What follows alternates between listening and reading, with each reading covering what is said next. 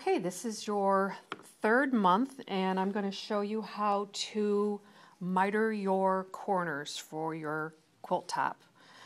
I am going to show you how to get a very nice flat miter using the quick and easy border mitering tool. But first I want to go through what the directions tell you. You've got fabric for the red border, the stripe, and then there's green packed leaves for your binding. The red border in the directions have you do the stair-step method, which is, applying your borders to the sides and to the bottom. And then you miter the stripe. If you choose to miter the red as well, you would want to sew your red border to your stripe first, and then you would miter both of them together.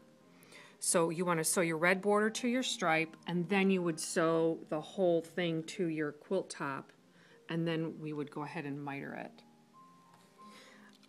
The fabric that I gave you for your stripe is the length of the fabric, so you will not have to piece your border. And as you see in the border I put on here, I cut 1/4 of an inch on either side of the bark, stick, whatever you want to call it. And that's how they do it in the directions. If you don't like that part, you can always cut and just have the black part, in which case you might want to cut 1/4 inch on just the inside of the brown, because you need that 1/4 inch seam allowance. Okay, so I think that covers how you can cut your stripes. Now I want to show you how to miter the corner. I'm going to use a different example. I just sewed these on here. I'm going to assume that when you apply your border, you're going to apply all 4 borders at the same time, or each one before you start mitering. You're going to sew your borders using 1/4 inch seam allowance, and you're going to sew to the end and stop 1/4 inch away from the end. So on each corner you'll have you'll have a 1/4 inch seam allowance. That one's kind of folded in there. Don't want to look at that one too close. And again, you want to stop and back stitch 1/4 inch away from the edge. You do that on all 4.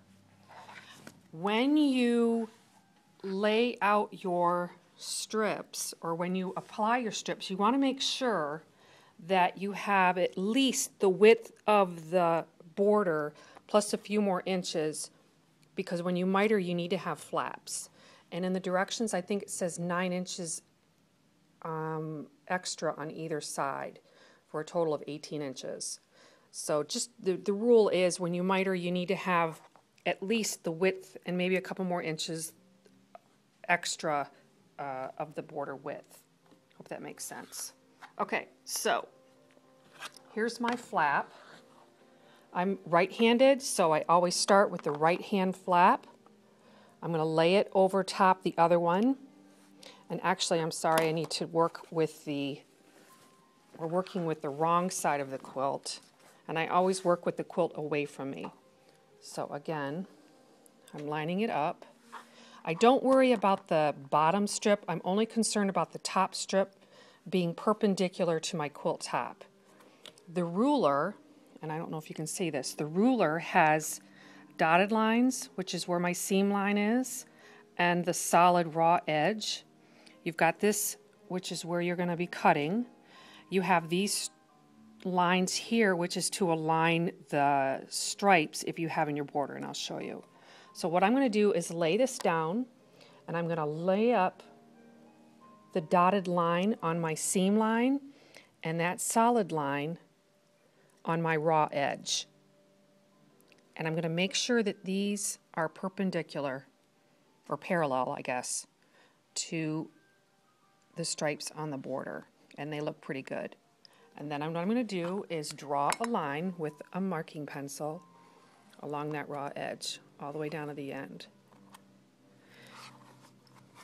This piece right here, which is your seam allowance, you want to flip up, and you want to continue drawing that line right up there.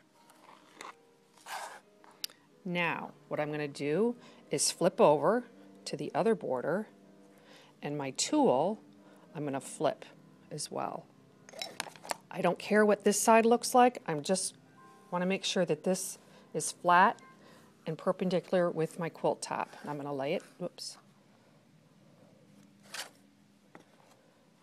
Lay it so that that dotted line is on my seam line.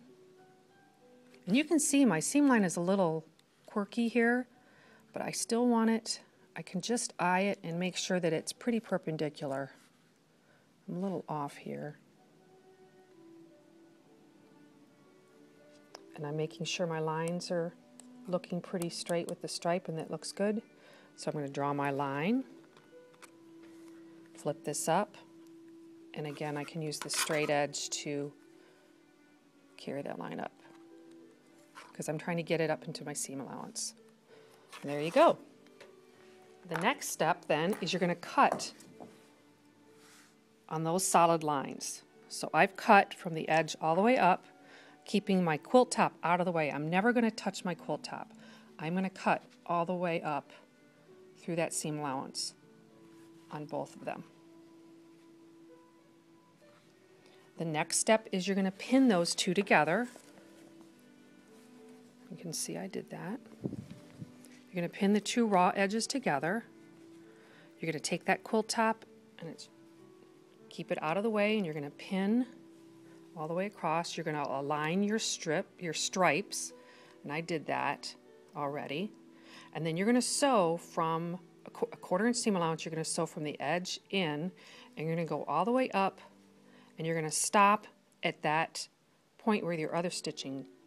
You're not going to sew all the way into the seam allowance. You're going to stop right at the other stitches, which should be a 1/4 inch. I'll show you on the third or the fourth step here. Where am I?